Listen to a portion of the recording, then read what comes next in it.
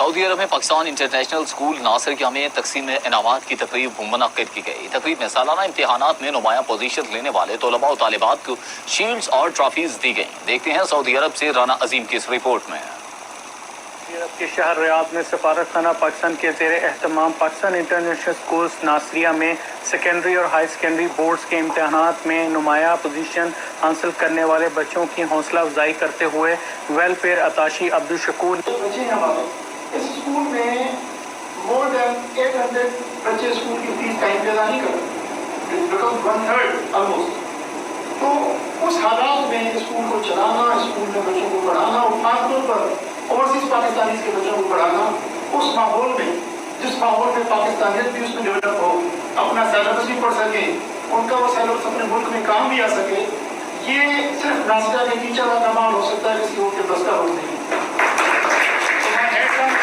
School کے principal year commodore retire نعیم اختر نے کہا کہ طلبہ و طالبات کی رہنمائی کے لیے ماہر تعلیم کے لیکچرز کی ورکشاپ کا اہتمام کیا جاتا رہا ہے۔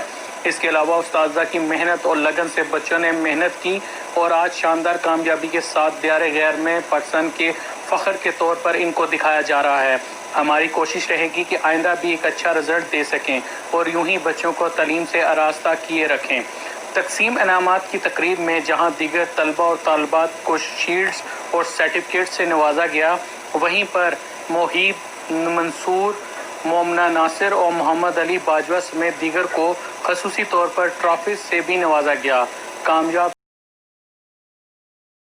شکور شیخ، پرنسپل نعیم اختر اور اساتذہ کا شکریہ بھی ادا کیا گیا۔ کیمرہ مین اجمل کے ساتھ رانا عظیم،